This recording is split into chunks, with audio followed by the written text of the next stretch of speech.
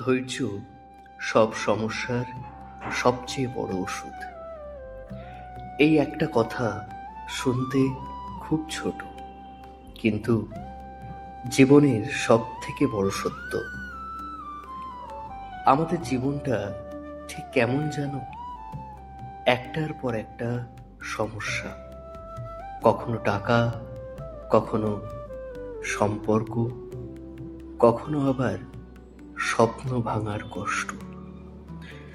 আমরা চাই সব কিছুর সমাধান এখনই, এই মুহূর্তে, আজই, এখনই হতে হবে।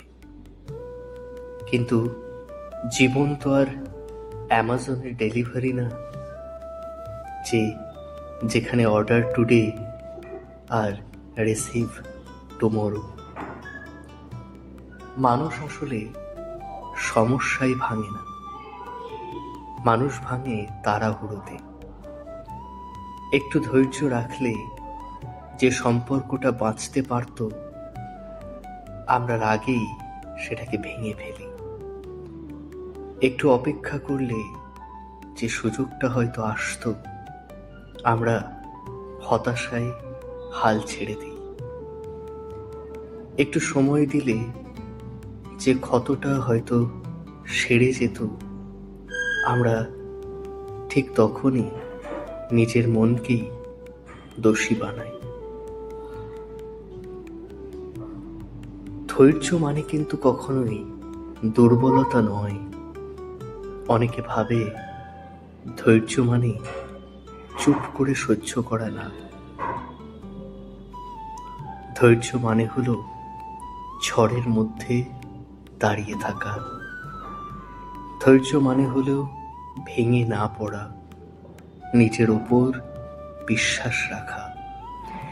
যে মানুষটা ধৈর্য ধরতে পারে, সে কখনো দুর্বল হয় না, সে সব থেকে শক্তিশালী। একটা বীজ মাটির নিচে পড়ে থাকে, অন্ধকারের চাপ, নিঃশ্বাস নিতে কষ্ট হয়। সে যদি বলতো এখনই গাছ হতে চায়, তাহলে হয়তো সে কোনোদিনই গাছ হতো না। সে ধৈর্য ধরে দিনের পর দিন, তারপর একদিন সব থেকে শক্ত গাছ হয়ে সে উঠে দাঁড়ায়। ঠিক তেমনি তোমার আজকের কষ্টটাই তোমার আগামীর শক্তি। যখন দেখবে কিছুই ঠিক লাগছে না, যখন মনে হয় সব শেষ, আর পারছো না, তোমাকে কেউ বুঝছে না, ঠিক সেই সময়টাতেই ধৈর্য তোমার হাত ধরে বলে, একটু থামো, সব শেষ হয়নি।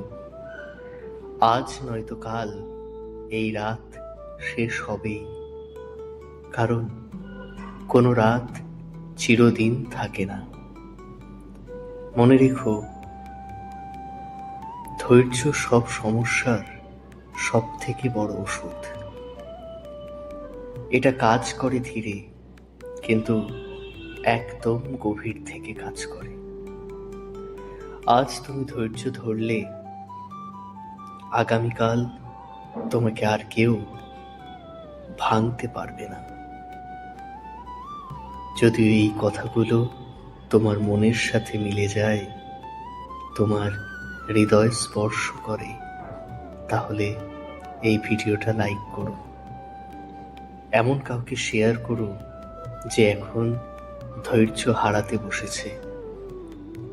আর এরকম ভিডিও পেতে সাবস্ক্রাইব করো আমাদের চ্যানেল গড ভাইবস। আর অবশ্যই কমেন্ট বক্সে লিখো, জয় শ্রীকৃষ্ণ, হরে কৃষ্ণ। ভগবান শ্রীকৃষ্ণের কৃপায় সকলে ভালো থাকুন, সুস্থ থাকুন। আর মনে রাখবেন, যে ধৈর্য ধরে জীবন একদিন তারই হয়।